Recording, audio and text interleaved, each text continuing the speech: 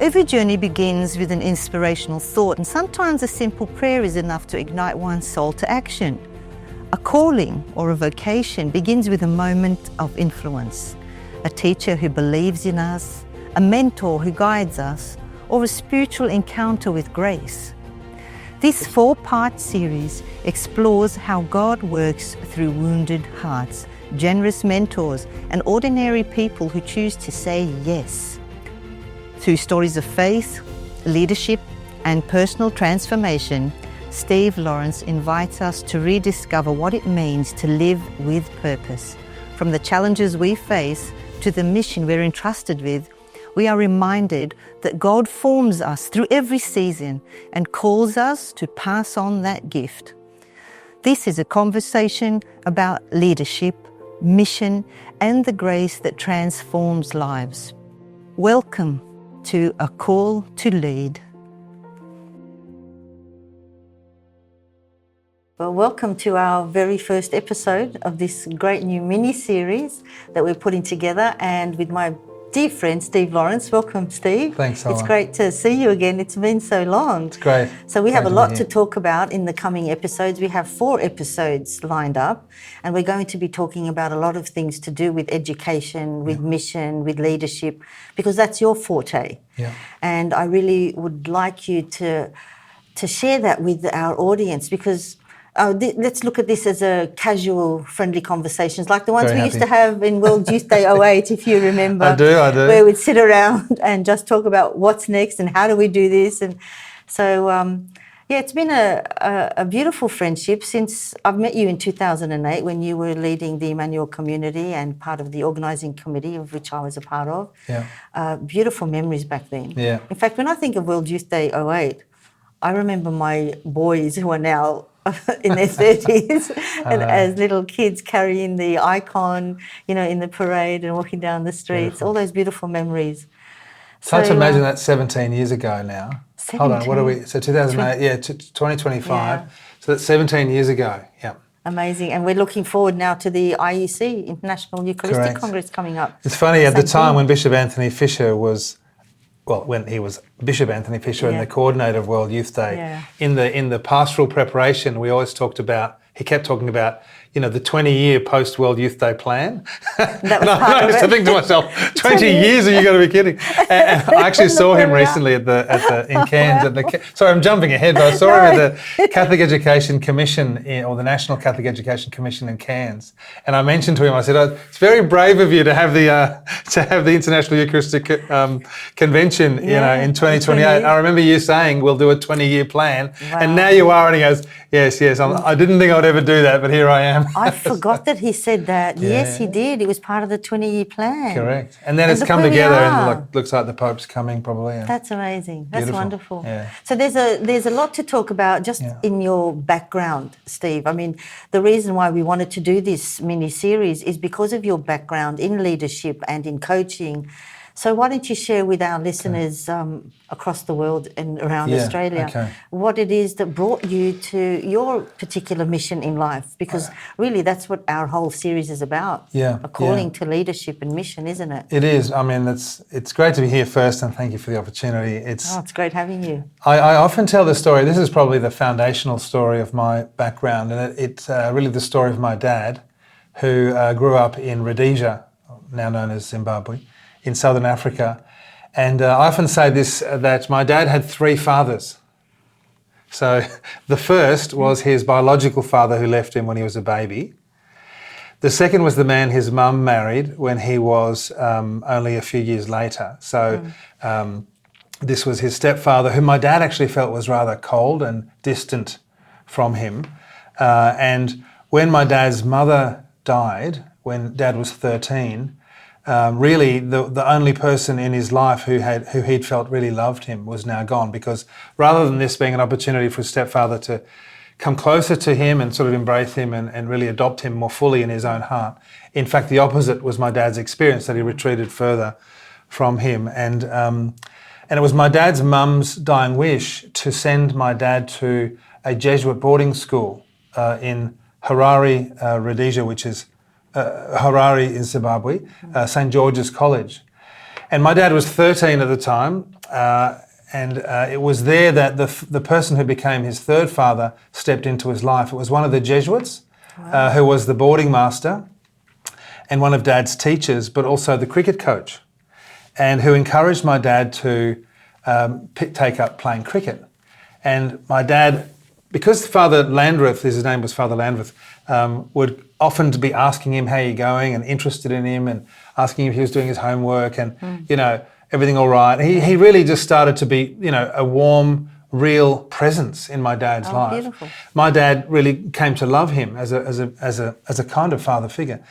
Anyway, so when Father Landreth said to him, have you played cricket before? My dad had said to him actually that his stepfather told him he wouldn't be any good at cricket, right? And my dad was very tall and very gangly, and he hadn't played cricket as a result of this discouragement. But Father Landreth said, no, I think you'll be good at it. And so he said, if you want to, I can teach you. He goes, I'd love to. So anyway, the story goes on, and he taught him how to bowl and lots of little skills and techniques and so forth.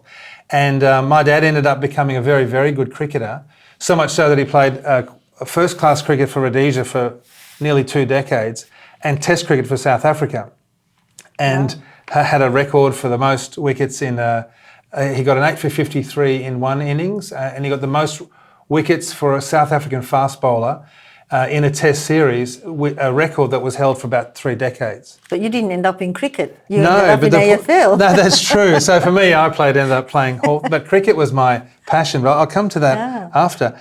The point here is that the influence of Father Landreth was so significant on my dad in terms of just his presence, his encouragement for character, for sport, for personal development, but also for faith. He encouraged him to go to Mass, he encouraged him to pray. Now, my dad didn't have a faith background. He wasn't baptised. His mum only sent him to that school, and this is my point, because she knew that it would give him a good education and a good formation as a person. And anyway, as a 15-year-old, my dad chose to be baptised. He was actually very touched by a story that he heard in a catechism class about Our Lady of Lourdes. Wow. Where my dad would say he received an infusion of grace, and the Catholic faith, he believed the whole Catholic faith. Oh, praise God. And then he got baptised, and really, and as a dad, and you know, all the stories that I heard as a kid growing up in Brisbane were about not about my actual grandfather, my dad's actual father, or even really the stories of his stepfather, but all about this priest, Father Landreth, who was really like his dad. And but in fact was the biggest influence on his life, and you know, telling him things like, you know, about character and about not drinking and about making sure he did his homework and that sort of thing. So for me, I saw that in my dad's case, he was in a very deep negative spiral when he arrived at that school halfway through year 9. You know, and I've got photographs that show he's quite an unhappy boy. But look at the influence of a good priest. And this was 80 years ago. My dad arrived at that school in 1945. And here am I talking about like this priest who shaped my life so powerfully and whom I've never met. Yes. And this is the kind of thing that educators do every day. They're shaping the lives of young people who come from all sorts of backgrounds, you know, whether they come from, like, for example, he was focusing primarily on Catholic education, so Catholic schools, whether they come from Catholic families or not. They're bringing something which is grace-filled and which is filled with love and communitarian that actually transforms lives. Yes. And so when I think about this, I think, wow. And when I often speak to you know, teachers, which I regularly do, I tell that story and I elaborate a little bit. But just say, this is what you're doing, often in the midst of all the class preparations and marking and, you know, the thousand of details and the busyness. Nevertheless, you're right on the coalface in the lives of people and shaping their lives significant. Yes, that's right. I mean, and we'll talk more about that in upcoming episodes too. We'll get more into that side of the family educators and the teachers and the schools. I know, it's really important. One last thing on that, because I know that when with my kids, we've got 6 kids, you know, we often had dinner around the family dinner table and asked the question, how was your day, what were your highlight, low light, whatever. And so often the highlight and unfortunately the low light was shaped by something that a teacher did, you know. You know, how they did something really positive or how negative they might have been. Times haven't Nothing changed. changes. So this is really, and my mum also was, you know, my mum was a teacher. My dad was not a teacher. He was a salesman. He sold computers. But my mum was a teacher, and a big part of her work was teaching English as a second language to migrants. You wrote all of this in your book, didn't you? The tiny bits book. In the tiny Man? book for Giant Men. Well, that's a book that I wrote for my sons. Yes, but you wrote all and of for this, men. I remember. I wrote some of this, yes, some of Yeah, this. yes. And in a couple of the other books, Yes. there's bits and pieces of these things. So I guess education and the influence of schools has been a big part of my background and my parents. And so I've just always been, I've gravitated towards education and formation and faith in particular in a whole range of ways. So But when did that begin? When did you feel that you were gravitating towards these things that you just mentioned? You know, your parents and your family life obviously was an influence. Yeah. And that wonderful priest, God rest his soul, I'm sure he's gone Father now. Landreth. He died a long time ago. Where did you actually start feeling it? Was it in school? Well, there's another part to my story which is very significant, especially in relation to faith. So basically I grew up with one of four boys. I had a half-sister who grew up in England, but I didn't know her until much later. But so eventually as a child, I grew up with three other brothers, and mum and dad, we grew up in Brisbane. And when I was about 12, quite a bit of conflict started to emerge, became evident to us between my mum and my dad. And during that time, mum left the church and became quite verbally aggressive towards my dad. And that really went for 5 years. And it was... she had a bit of a nervous breakdown, significant one. And there was a lot of, I would say, to put it very simply, psychological and verbal abuse. And a lot of that was levelled against my dad and against men. So she adopted a kind of very, very negative sort of anti-male sort of feminism and rejected the church and became very antagonistic towards the church. And so for 5 years of my teenage years, basically my home was a war zone.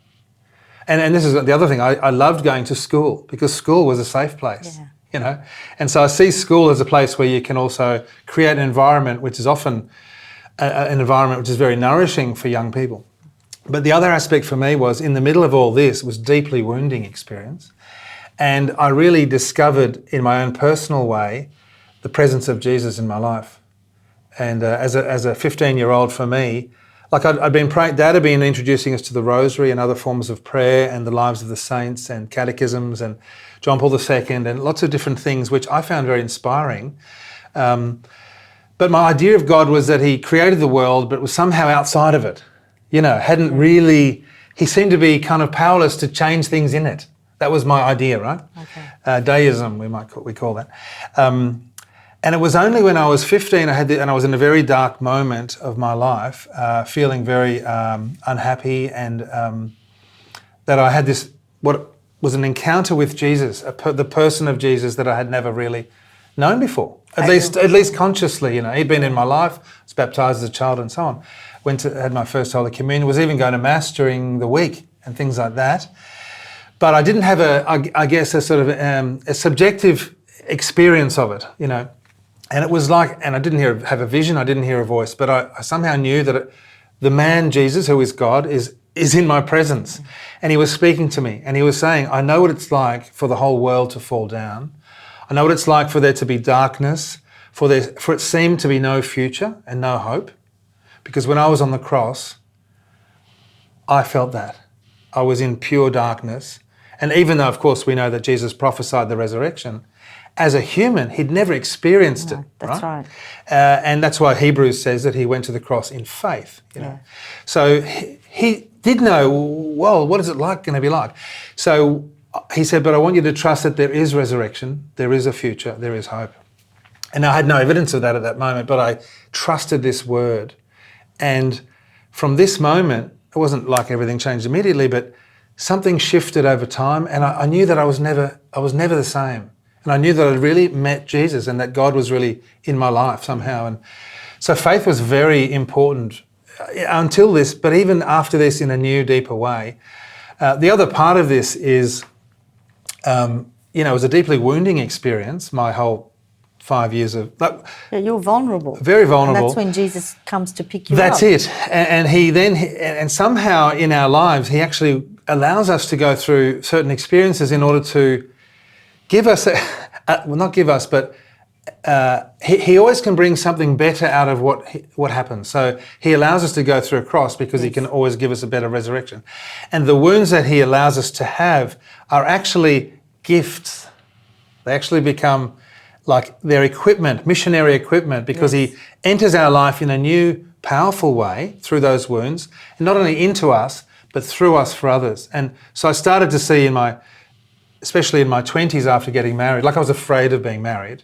Very afraid, because I could, and even after 5 years of being married to my wife, who's beautiful and very calm, I still psychologically imagined, is Annie going to turn on me? Yeah, the past trauma. That's it. It was just these triggers, and but I found that we did a lot of work with married couples, even in our 20s, somehow called into those sorts of things, but also helping people to recognise the power of faith, and I knew that this was the driving motivation for me, that actually God is real and he wants to transform our lives. And really this is why a Catholic school exists at the very core. There's a whole lot of other... You put your trust in your faith. Yeah, I mean, that's a step. There is the step of faith. It's a gift. Somehow there's a mystery, isn't there, of somehow stepping into that. Yes. But even at uni, I remember being at uni, I went to ACU after doing my dip ed. That's where I met Annie, is at ACU.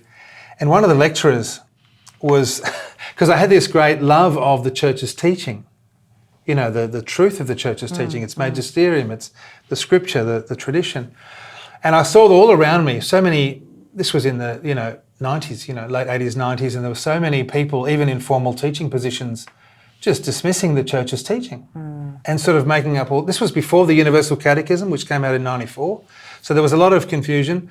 People today, young people today who see a lot more clarity of Catholic teaching might not really understand how confusing and sort of what a maelstrom it was, although we have had some period of confusion as well at times.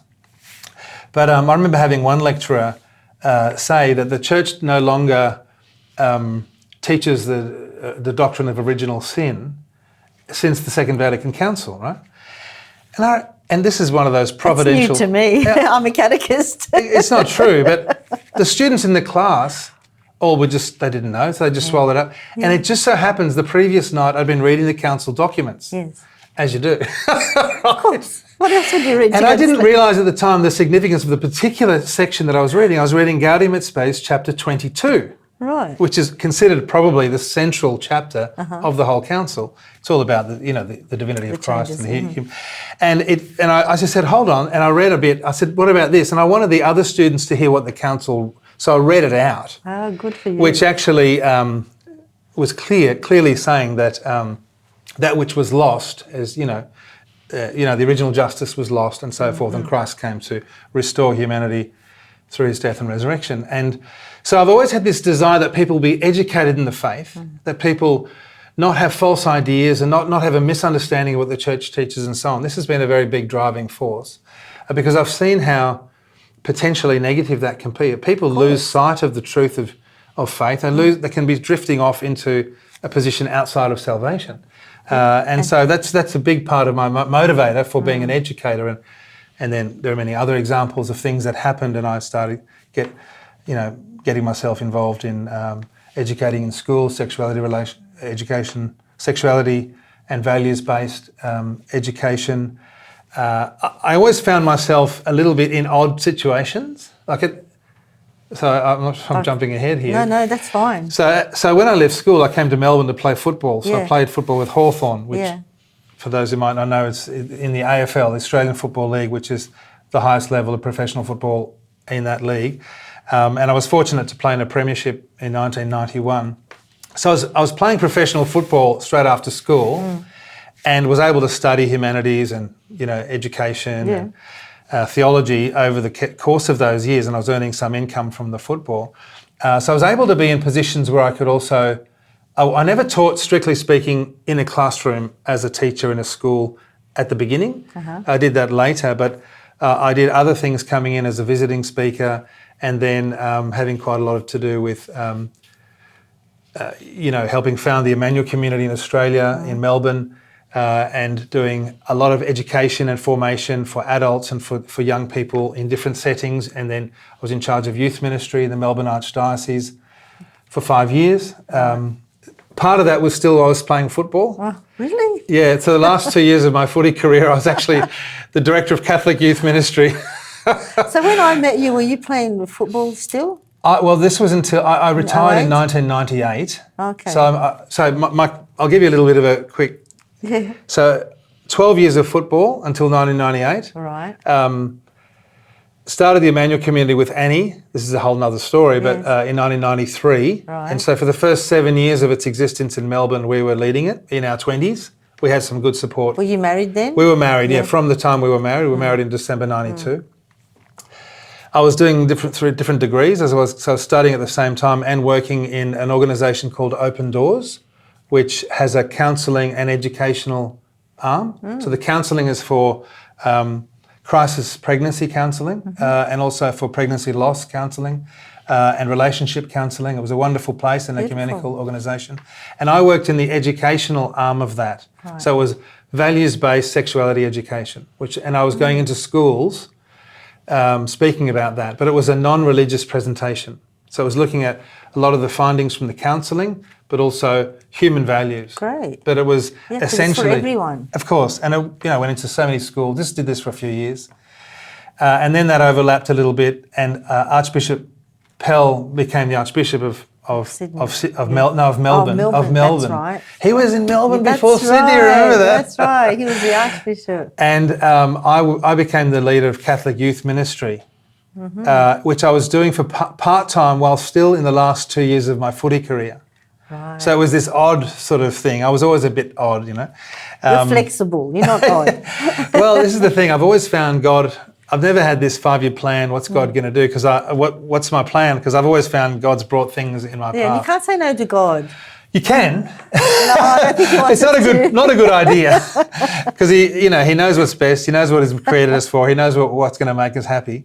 And then that 5 years led into the time when I was invited to go and help run the Emmanuel School of Mission in Rome, which Annie and I went. We had 4 little kids at the time, under the age of 6. Oh, wow. We went to Rome for 3 years. It was 2 originally, then it became 3. And then from there, we kept in touch with the Cardinal and with lots of other people from Australia. And I was invited to come to Sydney to help with the university chaplaincy. So I became the convener of university chaplaincy. Beautiful. Might have met you in that context. So that was 2003 to 5. And then I became the director of evangelisation and catechesis for the World Youth Day. I was, I think, one of the first 4 staff. I think there was the Fisher, Archbishop Fisher, Danny Casey. I think Ian Stygrade was already before me, and then me. So it was. I don't remember. It was November 2005. I began for an event that was going to be 3 years later. Like we are now. Like now with the Eucharistic Congress. November 25 for an event that will take place 3 years later. So that was an enormous, amazing experience. And then we had 2 more kids in Australia, in Sydney, Jerome and Ambrose, both of whom were baptised by the Cardinal here in this seminary where we are. Really? Yeah. Shout out to the seminary, by the way. Yes, we're in the Seminary of the Good Shepherd, where I lived as a seminarian. Well, no, I wasn't a seminarian. We lived in one of the houses at the back where some of the senior seminarians live, a bit a little more semi-independent. And sometimes our kids will be asked where they live, and they say, we live in a cemetery. What's the death of a soul? Interior death. And then after going back to Melbourne at the end of 2008, I was working at ACU. So again in education, but this time again in the university as Director of Identity and Mission. So often in sort of ministry roles, educational roles. Then I was 6 years in a secondary college, Mazenod College for boys, as a member of the school's executive and Director of Identity and Mission. I can't remember the titles, but in charge of retreats and working a lot in RE as well. And during that, I thought that would only be for a couple of years, but it ended up being for 6. But towards the end of that, I started to realise, I'm not really doing what I want to be doing. I love working in a school, but I feel like I have something else to do. Potential. And basically that led me to setting up my own business. helping to build faith leadership capacity for mission for people in both education and ministry, which is my background. At the beginning, I wasn't clear that I could make a living doing that in faith contexts, because I thought, oh, who's going to pay for that? But after 2 years, it became really clear. I did a bit of a discernment. Where have the doors opened? Where have they closed? Yeah. And it was clear, no, this is my call. And that was when COVID hit. And so everything got wiped for 3 months, all my work. And then it started to come back by Zoom. And after that, ever since, that was 6 years ago now. And it didn't discourage you, the closing time? Oh, it was challenging. It was challenging. But you didn't give up? Of course not. That's the difference, isn't it? To the call. When you're called to do something by God, yes, you can say no, because sometimes people would give up and say, no, this is too hard for me, I don't want to take that, I don't want to answer God's call. But this is what our whole series is about, really answering that call to leadership, to mission, to vocation, to whatever it is God's calling us to. And you didn't say no. You kept saying, okay, I'll give it another go. It's funny, can I tell you a little story that's coming to my mind about this? Because Annie and I both agreed, we try and really discern together as a couple, really agreed that I would give the business 2 years. Because in Australia, most businesses, if they get past 2 years, they've made it. But vast majority finish within 2 years. They don't make it. They don't make it. Especially in our financial and current economic situation, it's harder. So we gave it 2 years. We said, okay, we'll see how we go. And, there were bits and pieces of work emerging. It wasn't a lot. I had to kind of really go on the smell of an oily rag, living for a while and everything.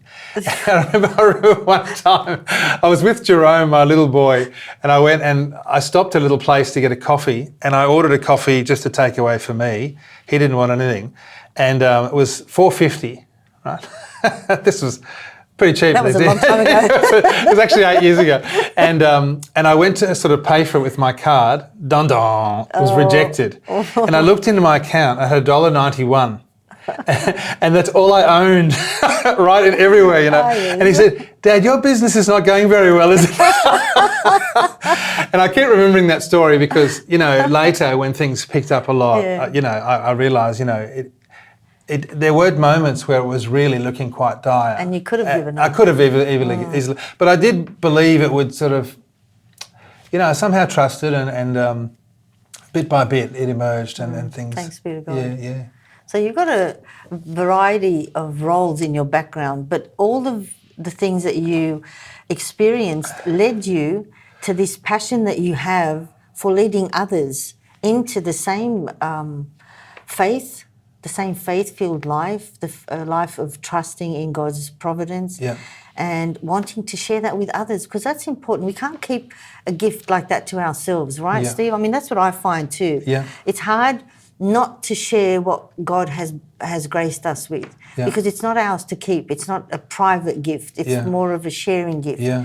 And you got that when you go back from that priest that taught your father, that gave him all those gifts and blessings, and then he handed that down to you. And now you're handing it down to your children. And this is pretty much the message that we want to give our audience, anyone listening to us, to persevere in your calling. Pass it on to your children if you have families. Of course, not everyone that's listening is already in a family. We have lots of young adults and all sorts. Yes. Just encourage one another in faith. Encourage one another to not lose sight of that goalpost, and what's the goalpost? Heaven.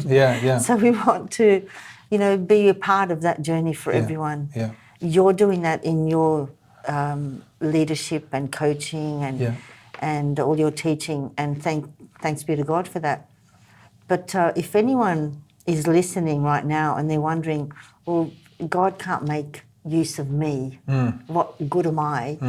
And I mean, I've passed through those, and I'm sure you have. Those moments where we say, question. What can I possibly do? Who am I, I'm nothing. And then God just in a second enlightens you and inspires you and puts this passion into your heart. Do it for me. That's all. Do it for him. So don't be afraid. You're touching on elements that we're going to talk about in the fourth of these episodes, which is how do I nurture and cultivate my personal vocation Yeah. And not only like my, let's say, vocation as a husband or wife or father or mother or priest or whatever, but my vocation or my mission as an educator or as a, let's say, leader in a school or leader in a diocese, of whom I work a lot with, as you say. How do you cultivate that, you know, on a personal level? Because the person and the professional role, it's one. You're one person. You're both the personal being and the professional. Yes. You're the child of God and you're the deputy principal. There's work. one integrated person. So, you know, we're jumping ahead there, but what we draw from the roots of our life is what grows on the leaves of our tree, you know, and it's all part of one tree. So it's true though, if I can just, without going further on this, because I know we'll talk more about it later, but I think the encouragement for that, and I think this is a very big part of my work, is simply encouragement. You know, because, and I feel very much if you were looking at a particular character of the New Testament that I affiliate with strongly, one of them is Barnabas. Because Barnabas, known as the son of encouragement, okay, and he's the one who actually recruited Saul. He's the one who raised him up. He was the formator of Saul. That's right. He was the one who, it was the mission of Barnabas, the first missionary journey. It was Barnabas who, everyone was afraid of Paul because they'd heard that he'd killed Stephen and the others, right? So after he had his Damascus Road and he was in Jerusalem, it was Barnabas who introduced Saul to the apostles. They were chicken. Yeah, that's right. They were like, this guy's going to kill us too. You know? Exactly. Which you get it, right? Yeah, but it was Barnabas who had courage. And he said, no, like he'd probably listened to Paul and knew he was a firebrand. He said, okay, just let me, and he sort of built a bridge there between Paul and the apostles, right? Yes. And then Paul became too much of a hot potato and they said, look, we've got to get rid of you. So he went back to Tarsus, right? Then there was the case of the Christians, people becoming believers in Antioch, and they weren't Jews. What's going on here? And the apostles sent Barnabas, right? And Barnabas saw that grace had been given. So this is what we're going to talk about a little bit in the third session, which is cultivating a community of faith. And one of the key elements is, how do we recognise where the grace is being given? That's a big question, a discernment. So Barnabas had seen that, and what he knew was this. He knew these people have met the Lord. They've met Jesus, but they don't have the background. They don't have the understanding of the covenants, of the law, of, you know, the whole history of Israel, etc. We need someone else who knows Jesus deeply, but who also is deeply formed in the history of Israel and its covenants, but who's not going to be so, like he's actually really knows that Jesus is the Lord and that's first. That guy Saul in Tarsus. So he goes and gets him and brings him to Antioch, right? Yeah. And then they spend a whole year forming the Christians. And of course, Barnabas is also forming Paul. And then, if I can go on, because then there's the big split between Paul and Barnabas a bit later on after the first missionary journey, which was Barnabas' missionary journey, even though it's often called Paul's first one. Barnabas was the leader. And it was over John Mark, right? And John Mark was Barnabas' cousin. And there was a violent quarrel, a big split, a bun fight, however you want to call it, between Paul and Barnabas, which was later healed. And Barnabas decides, my time is, he can supersede me, I'm going to go with Mark. Which he does. And this is interesting. Barnabas goes off stage. We never hear from him again in the scriptures. We know about him later from tradition, but he accompanies Mark because Mark has been smashed. Like Mark's had a very difficult ministry experience and he's facing chucking it in, probably. I'm reading between the lines here, right? But traditionally it's understood like this. But Barnabas accompanies him back to Cyprus and what do we see next of Mark? He writes the gospel for Peter. In this case, Barnabas is actually restoring to ministry Mark and helping him find his true vocation, which in this instance becomes the evangelist for the gospel, which is Peter's version, which is what Mark's gospel is. Awesome. So I think the encouragement for those who are struggling, which is really a big question, but also raising up and helping leaders recognise, how do I raise other leaders up? And be recognising when I can let go and let them supersede me, which is what he did. Micromanaging. That's it. So for me, encouragement, I love Barnabas in that sense because there are a whole lot of dimensions that I feel accompanying him. I didn't know all of that. This has been really enlightening for me too, and I hope it's been enlightening for our viewers today. So stay tuned for our next episode coming up on the challenges facing leadership and education. And thank you, Steve, Thanks, for Salwa. our first episode. Pleasure. And I'm looking forward to the next one. Same. God bless you and God bless all our listeners. Stay tuned for the next one.